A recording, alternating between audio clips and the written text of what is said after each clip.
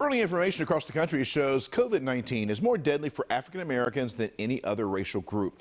WJC's Live, Paul Gessler explains why experts say releasing race and ethnic data is critical. Paul. Vic, the governor's office says that information will be made available later this week, but state officials and researchers wanted that information by now to know how it's affecting Maryland.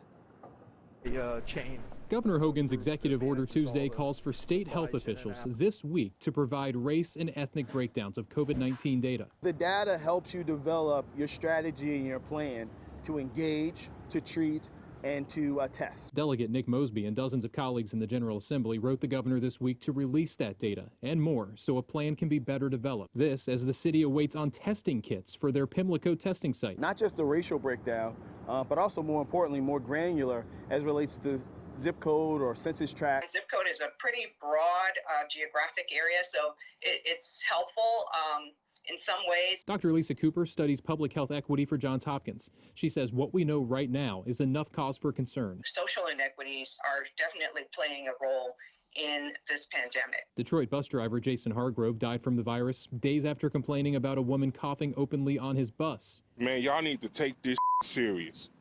It's folks dying. Early numbers in the Midwest show a trend. African Americans account for 41% of Michigan COVID-19 deaths and make up only 14% of residents. In Chicago, 72% of deaths and less than a third of the population.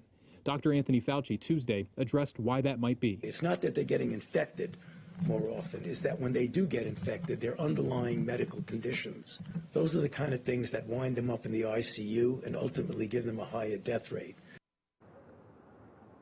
Now, New York today started sharing such data showing higher mortality rates in both Hispanics and African Americans. Reporting live tonight, I'm Paul Gessler for WJZ.